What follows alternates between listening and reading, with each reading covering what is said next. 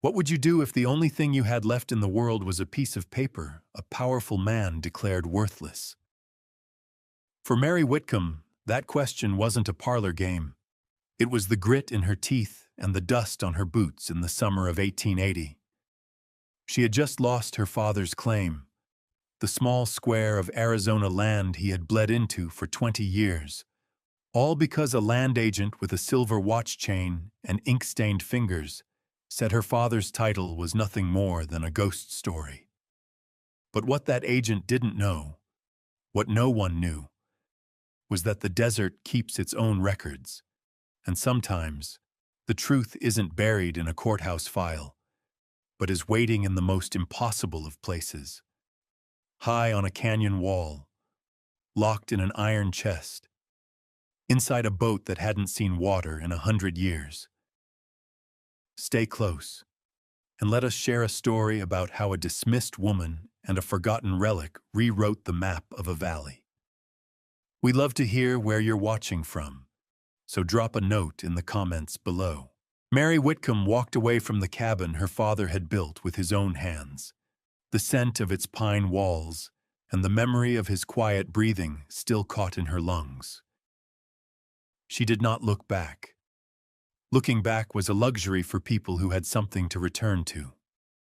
Behind her, Silas Croft and his men were already measuring for new fences, their voices loud and sharp in the still air, carving up the life she had known.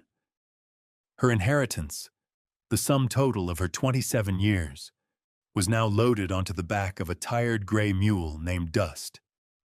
A canvas sack with a change of clothes, a slab of bacon, a bag of cornmeal, her father's worn hammer, and the worthless deed, folded into a neat, painful square in her pocket. Croft's final words echoed in the heat. "The territory is moving forward, Miss Whitcomb. There's no room for sentiment or for faulty paperwork." He had tapped the deed with a dismissive finger, his smile never reaching his eyes. It was the smile of a wolf who had already eaten. She walked toward the sun, into the shimmering heat haze rising from the canyon lands, with no destination but a way. Her father's voice was a ghost at her ear, from a fever dream near the end. "Hold the line, Mary. This land remembers." But the land felt silent, vast, and indifferent. It had swallowed her father, and now it seemed ready to swallow her too. She followed a dry wash, its sandy bottom a pale scar through the red rock, simply because it offered a path where there was none. The walls of the canyon rose on either side, baked by a sun that offered no mercy. Hours passed. The world shrank to the rhythmic clop of the mule's hooves and the rasp of her own breathing. She was a small, moving speck of grief in an enormous, unfeeling landscape. The day bled from white-hot noon into the softer golds of late afternoon. Mary stopped to rest the mule in the shade of a towering rock spire, its shadow a deep, cool purple on the canyon floor. She shared a mouthful of water from her canteen with the animal, its soft lips brushing her calloused palm. It was in that moment of quiet, of shared thirst, that she looked up. Not at the sky, not at the canyon rim, but at the sheer rock face across the wash. And there it was. It was so wrong, so utterly out of place, that for a moment she thought the heat had finally broken her mind. Wedged high on a ledge, a good 200 feet above her, was a boat. A simple wooden rowboat, its paint scoured away by a century of sun and wind, its hull a ghostly silver gray against the red rock. It was canted at a sharp angle, held fast by a fall of rock, a piece of some long-forgotten flood, a testament to a time when water, not dust, had carved this place. It was a joke of nature, a bizarre monument to a dead river. She had heard prospectors tell tales of strange things found in the backcountry, but never this. It was a ship wrecked on a mountain of stone. Most people, she reckoned, would see it, shake their head at the strangeness of it, and move on. It was useless, a piece of high and dry driftwood. But Mary couldn't look away. Something about its stubborn, impossible perch resonated with her own. It was a thing that had been violently displaced, left stranded and forgotten, yet it endured. She squinted, shielding her eyes against the lowering sun. There was something else. Tucked beneath the rower's seat, lashed down with what looked like blackened, rotted rope, was the dark shape of a box. An iron chest, small but solid. It sat there, patient as stone, holding a secret for no one. A flicker of something that was not quite hope, but a cousin to it. A fierce, defiant curiosity ignited in her chest. That box, like her, had been dismissed by the world. It was too high, too old, too much trouble. But it was there. And suddenly, Mary Whitcomb had a destination after all.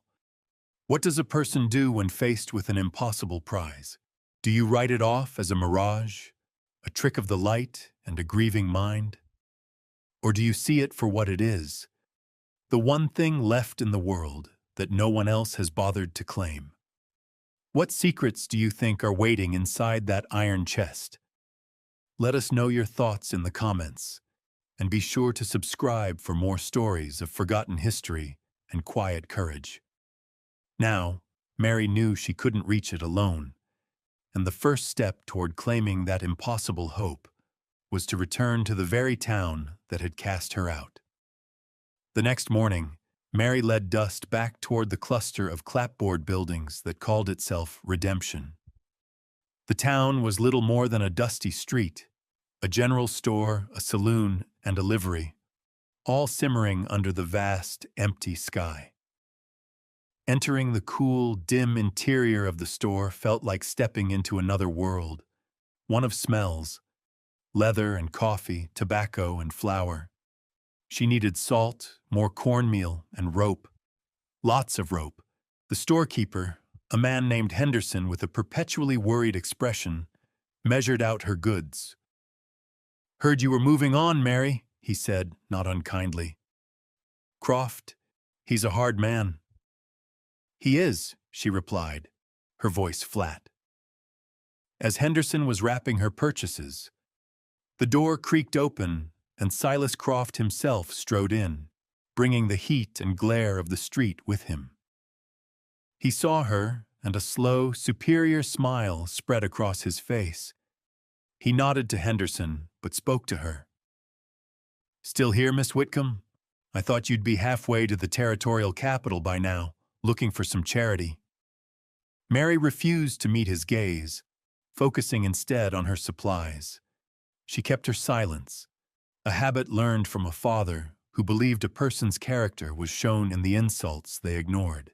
She paid Henderson, her coins making a small, final sound on the wooden counter.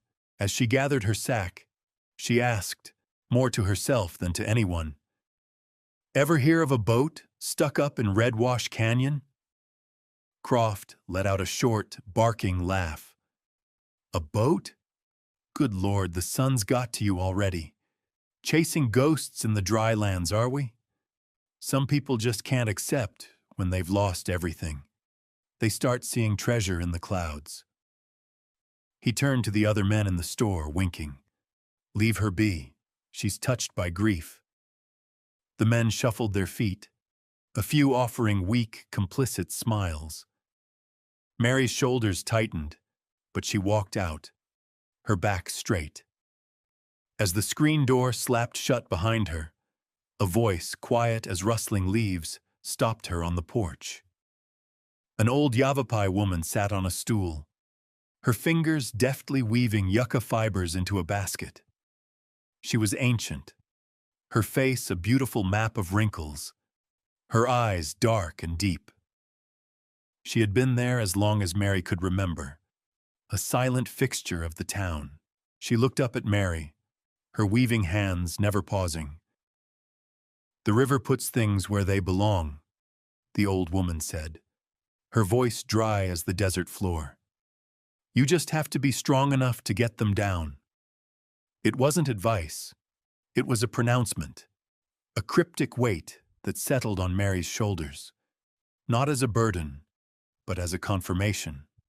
She nodded once to the woman, a flicker of understanding passing between them, and led her mule away from the town's mockery and toward the canyon's promise. The journey back to the canyon was different.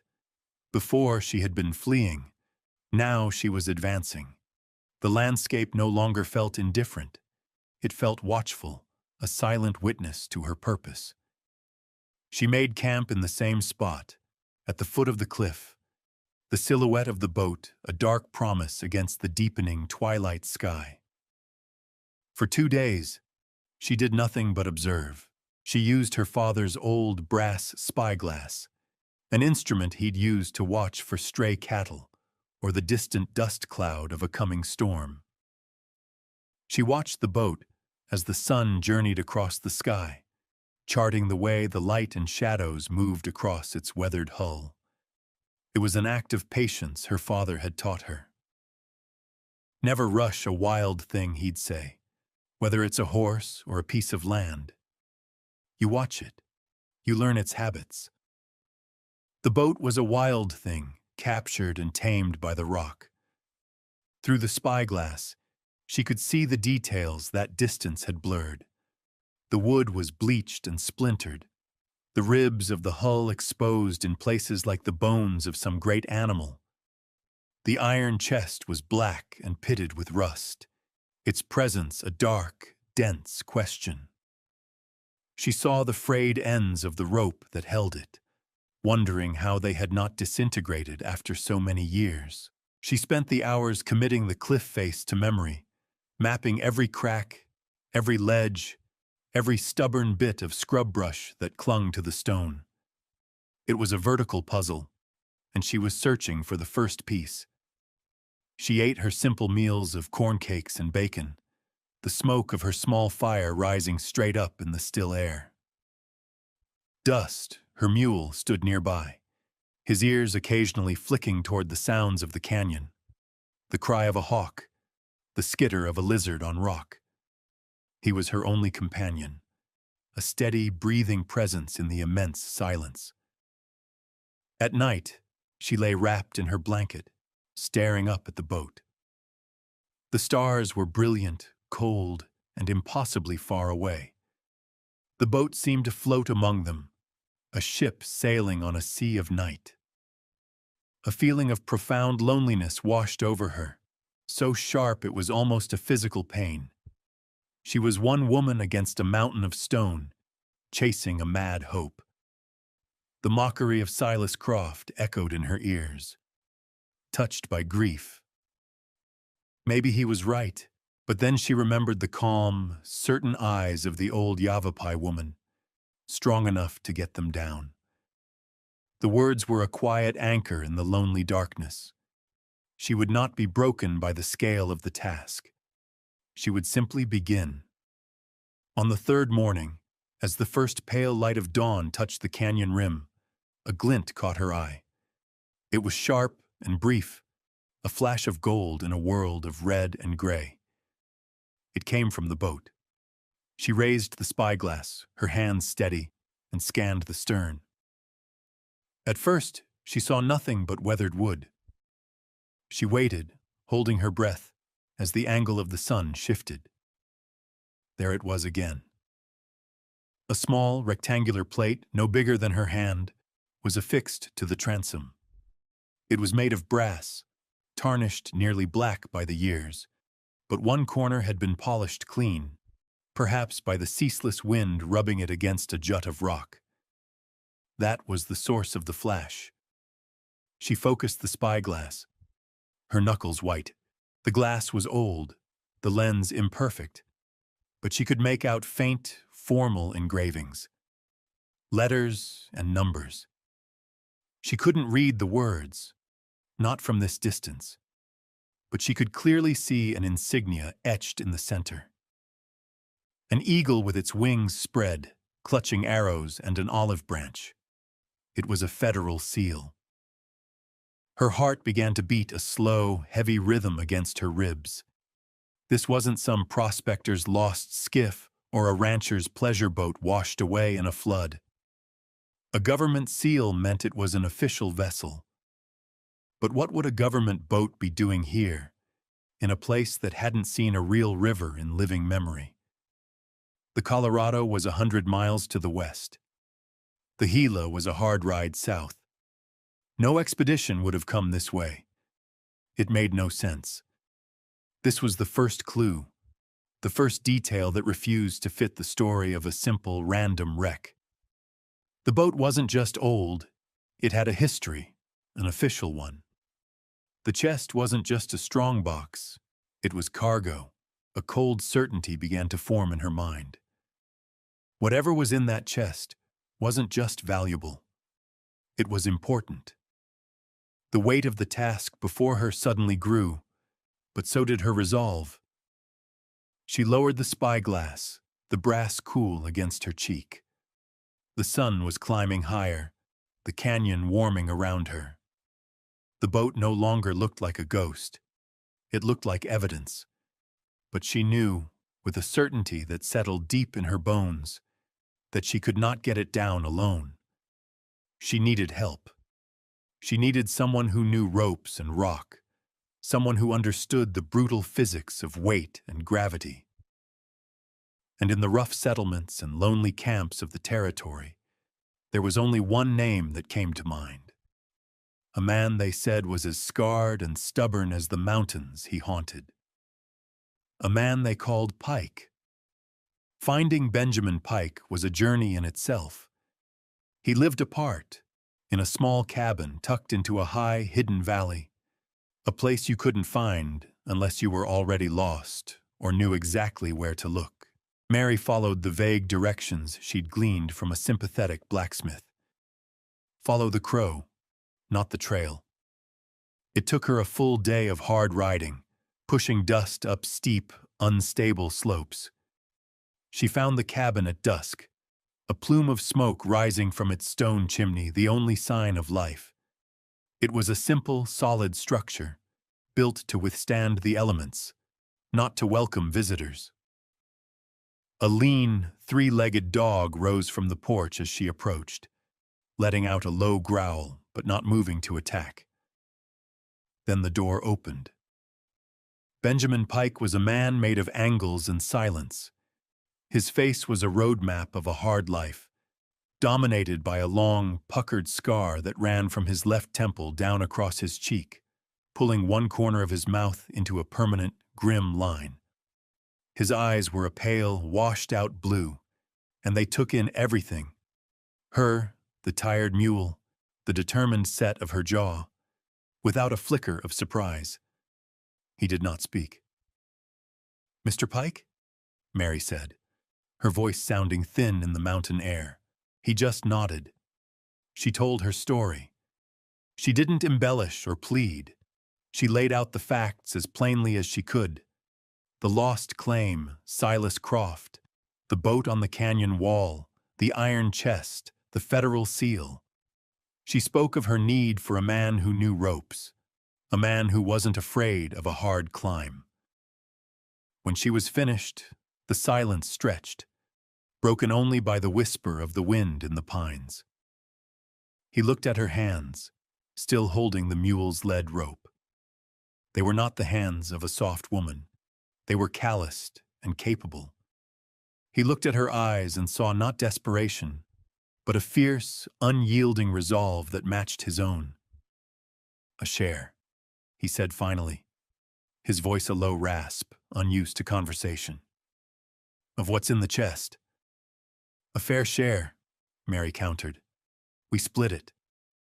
He gave another short, sharp nod. "Get down. Water your animal." And that was it. The partnership was forged. The next day, they returned to the canyon. Pike's own mule laden with coils of heavy rope, iron pitons, pulleys, and a sledgehammer. The labor began. It was a slow, dangerous ballet on the face of the cliff. Pike moved with an economy and grace that belied his scarred appearance. He was a river pilot once, he told her in a rare moment of talk, before a boiler explosion on the Colorado had scarred him and soured him on the company of men. He knew knots and rigging better than he knew people. He would climb, driving the pitons into the rock with sure rhythmic strikes of his hammer, the sound echoing through the canyon. Mary stayed below, his anchor feeding out the rope, her eyes fixed on his small form high above. They worked from dawn until dusk, speaking little, a silent understanding passing between them. It was a language of shared effort, of trust placed in a knot, of a life held by a rope. Her mule and his three-legged dog, who he called Tripod, waited patiently at the base of the cliff, a small, quiet audience to the immense task unfolding above them. Days passed. The rope system grew more complex, a web of hemp and iron clinging to the stone. Finally, they were ready. Pike secured the last line around the boat itself, and slowly, carefully, they began to lower their impossible prize to the canyon floor. The boat descended in a slow, groaning shudder of ancient wood. It scraped against the rock face, sending down showers of dust and pebbles, a sound like a long, held breath being released. When it finally touched the sandy bottom of the wash, it landed with a solid, final thud that echoed in the quiet canyon. It was here. After all the watching, the planning, the brutal labor, it was finally within reach. The boat was surprisingly intact, a testament to the dry air that had preserved it. But their attention was fixed on the iron chest. The chains holding it were rusted but strong. Pike shattered them with a single, well-aimed blow from the sledgehammer. Now the chest sat free on the sand, black and silent. The lock was a solid mass of rust, the keyhole sealed shut. There would be no finesse. Pike swung the sledge again, the blow ringing out like a judgment bell. A second swing and a third. The iron protested, then bent, then broke. With a final heave, he pried the lid open. A musty smell, of old paper and dry leather and trapped time, rose from within. Mary knelt beside it. There were no gold bars, no silver coins. Her heart, which had been pounding with a frantic, greedy hope, settled into something deeper, more serious. The chest was filled with oilskin-wrapped parcels, tied with brittle twine. Her fingers, trembling slightly, worked at the knot on the topmost package. She pulled back the stiff, cracked material. Inside was a book, a surveyor's log, its leather cover dry and flaking. The pages were filled with a neat, precise script, detailing coordinates, landmarks, and measurements. She opened another parcel. It held a series of rolled maps, drawn with an expert hand on heavy linen paper. They were topographical charts of the entire region, from the river to the high peaks. Then she saw the brass plate again, the one she'd spotted from below. It had been knocked loose in the fall, and it lay inside the chest. She picked it up. U.S. Territorial Survey, Colorado River Expedition, 1858. Beneath it, the name of the chief surveyor, Elias Whitcomb, her grandfather, a man her father had spoken of only in hushed, sad tones. He'd been part of an early mapping expedition, lost in a flash flood with his boat and all his records. The territory, still new and unorganized, had written him off as dead, and his work as gone forever. These weren't just any records. They were the original federal surveys, the foundational documents that established every boundary, every claim, every property line in the valley, filed and registered decades before Arizona was even a proper territory. She unrolled the largest map, her eyes scanning for the familiar shape of her father's land. There it was, clearly marked, with her grandfather's signature and the date of the survey. And next to it, dozens of other small claims, belonging to the other families who had been pushed out by Silas Croft's legal maneuvering. Croft's own vast holdings were shown for what they were: a patchwork of fraudulent claims based on newer, falsified maps he had filed with a corrupt territorial clerk. This chest didn't hold a fortune. It held the truth. A truth that had been sitting in the sun for 22 years, waiting for someone strong enough to get it down. A shadow fell over the map. Mary looked up. Benjamin Pike was standing over her, his expression unreadable, but his pale eyes were fixed on the documents. He had seen it too, the scope of the lie they had just uncovered. Before either of them could speak, a rumble, low and distant, vibrated through the soles of their boots. It wasn't thunder. The sky above was a brilliant, cloudless blue. Pike's head came up, his gaze sweeping the canyon rim. He sniffed the air. "Rain," he said, his voice flat with certainty. "Up high, in the mountains. A summer storm, a gully washer miles away but feeding the same watershed they were standing in." He knew what it meant. A flash flood. The dry wash could become a raging river in minutes. "We have to go," he said, already moving, coiling ropes with an urgent efficiency. At that exact moment, the sound of hoofbeats echoed from the mouth of the canyon. 3 riders silhouetted against the bright sky. Silas Croft, flanked by 2 hard-faced men Mary recognized as his hired muscle. He had followed them. He must have seen their camp, seen them working the ropes. He reined in his horse, his eyes immediately locking on the open chest. A triumphant, ugly smile spread across his face. "Well, well, Miss Whitcomb. Looks like you found your ghost. I'll take that off your hands. Finder's fees have been paid." His men dismounted, their hands resting on the pistols at their hips. "Those are federal records," Mary said, her voice shaking but firm as she stood to face him. "They prove my father's claim. They prove you're a thief." Croft laughed. "They're scrap paper until they're filed with a judge, and they won't be. Give me the chest." The distant rumble grew louder. A sudden, cool wind swept down the canyon, carrying the scent of wet earth. "You fool," Pike growled at Croft. "The river's coming back for its own." But Croft's greed made him deaf to the warning. As his men moved forward, another sound cut through the tension, a panicked shout. A wagon, a family of settlers by the look of it, had tried to take the wash as a shortcut. They were halfway down the canyon, and the first wave of water, a muddy brown tongue, was already licking at their wheels. The father whipped his horses, but they were panicking, the wagon stuck. Mary and Pike exchanged a single, stark look. The papers, or the people. It wasn't a choice. As Croft's men lunged for the chest, Pike threw Mary a coil of rope. "The family!" he yelled, and charged not at Croft, but toward the stranded wagon.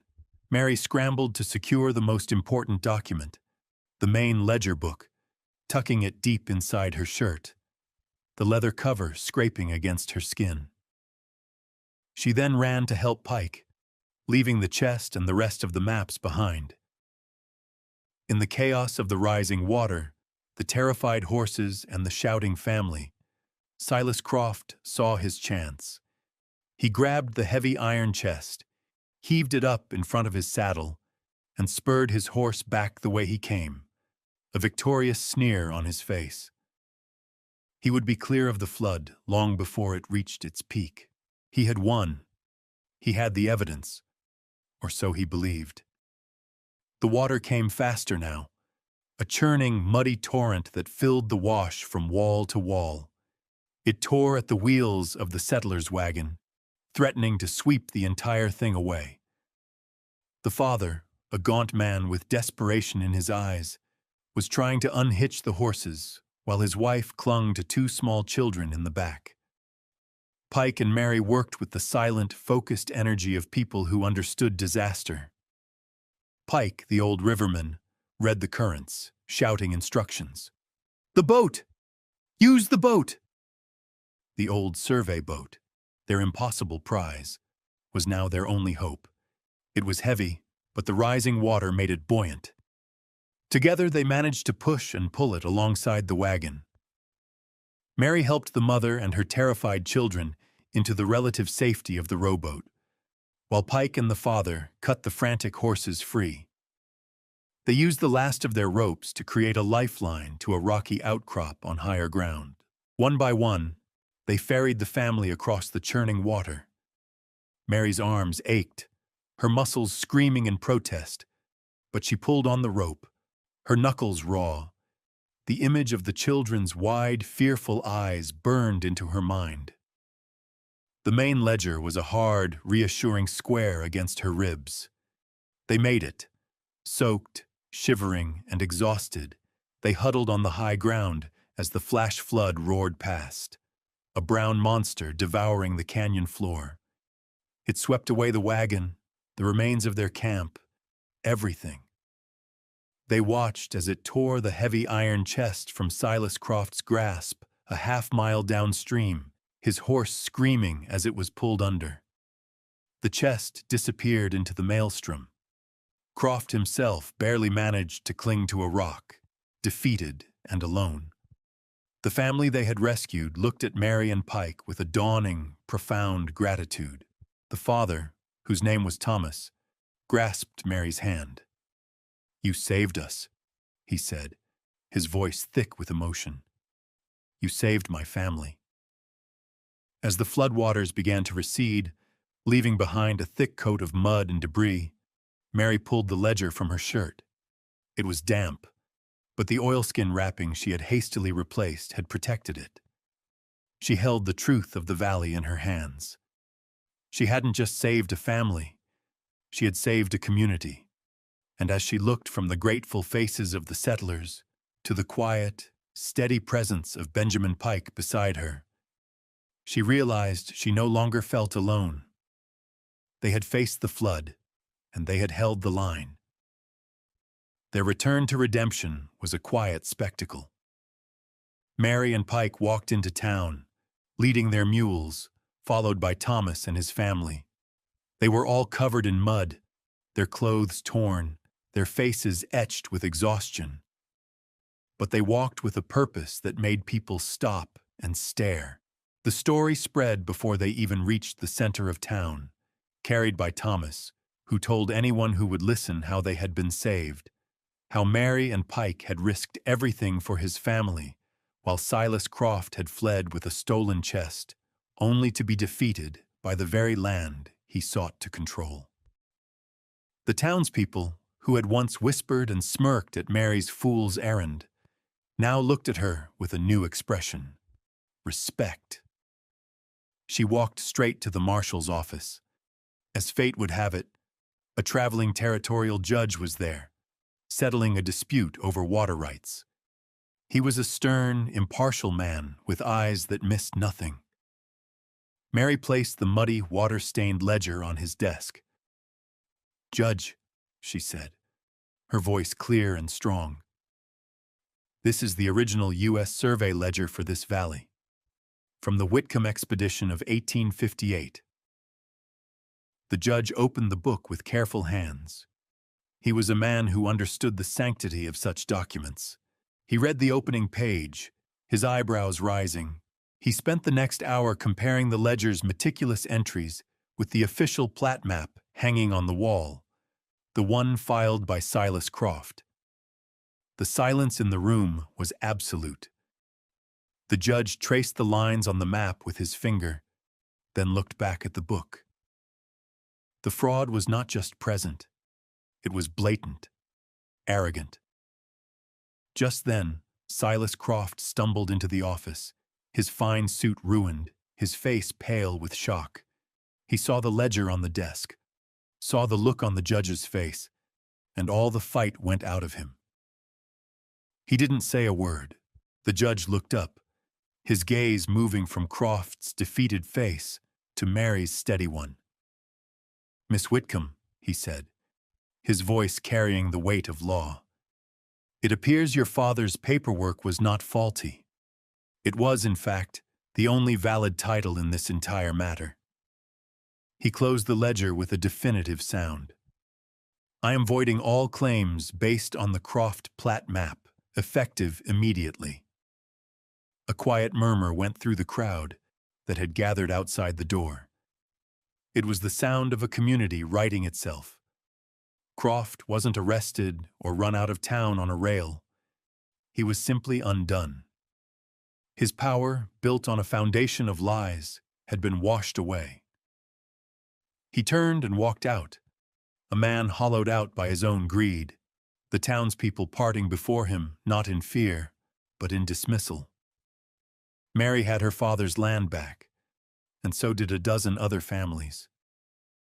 The last light of day settled over the valley, turning the dust in the air to gold. Mary stood on the porch of her father's cabin, a place she thought she would never see again. The air smelled of clean, rain-washed earth. Benjamin Pike stood beside her, not too close, but near enough that she could feel the quiet strength of his presence. He had helped her repair the fence Croft's men had started to tear down. Thomas and his family, who had nowhere else to go, were staying in the barn for now, their quiet gratitude a warm presence on the homestead. The old survey boat, scarred but whole, had been hauled up from the canyon. It rested near the barn, not as a wreck, but as a monument.